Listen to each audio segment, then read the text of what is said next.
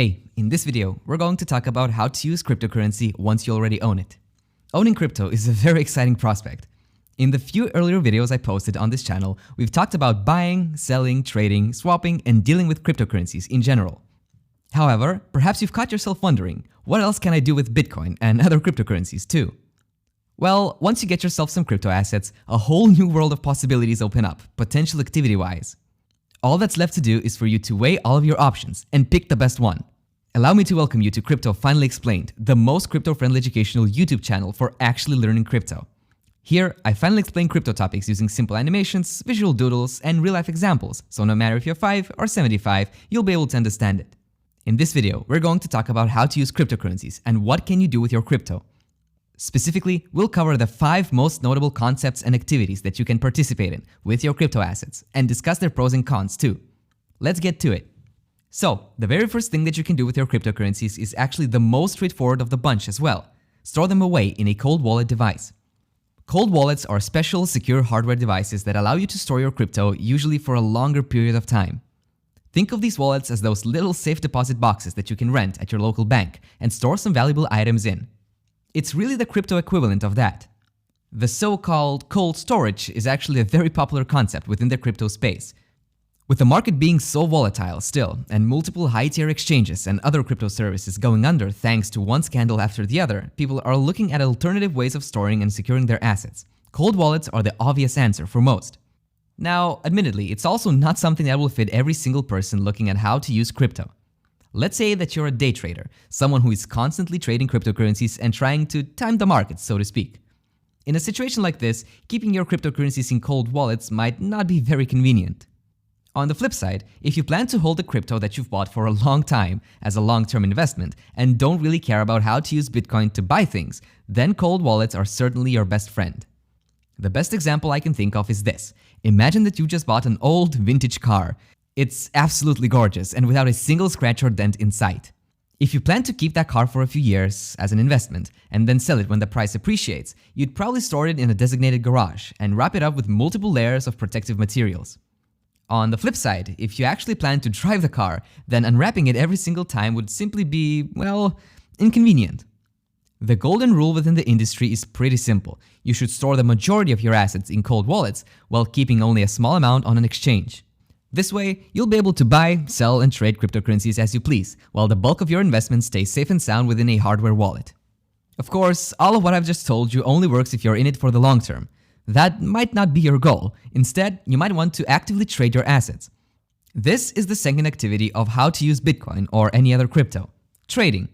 Admittedly, this is an umbrella term. Trading could mean everything from active day trading, where you flip crypto assets tens or hundreds of times per day, as well as passive trading every few weeks when you see an opportunity to make a potential profit.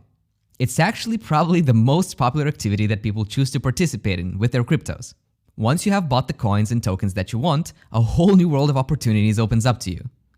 In order to start trading, however, you will need to spend a lot of time figuring out the intricacies of the market, as well as deciding on your tools too.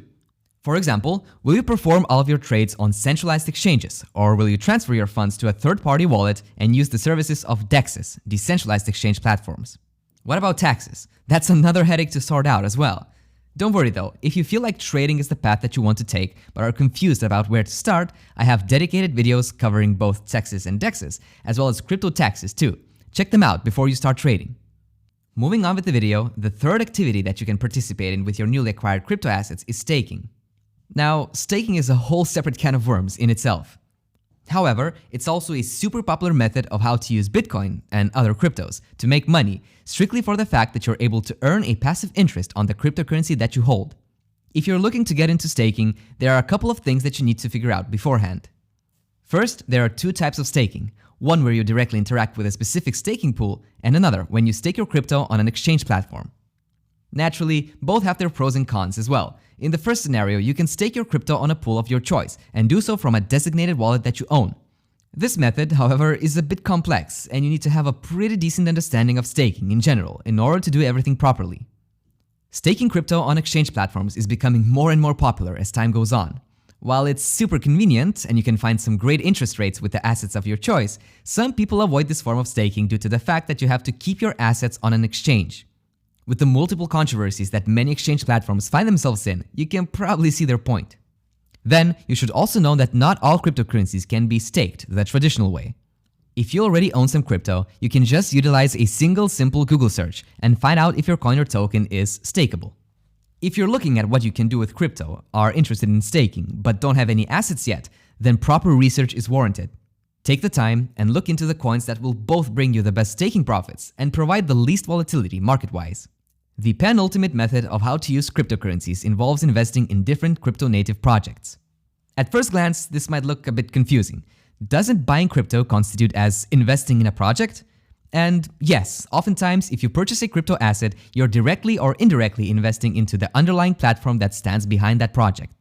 That being said, however, some projects only allow you to invest in them via crypto, meaning you can't use fiat or traditional government-issued money to invest and must instead use some popular cryptocurrency. This is especially true if you're looking to back newly launched projects. Visiting the official websites of such platforms, you'll notice that investors can acquire said project tokens by trading them for ETH, USDT, or any other popular cryptocurrency, often on a decentralized exchange. It's a tad bit of a complicated process, I admit. However, if you're looking to invest in specific projects, you would likely take the time and study them in depth. This would, naturally, involve their token acquisition methods too. Are you enjoying the video thus far?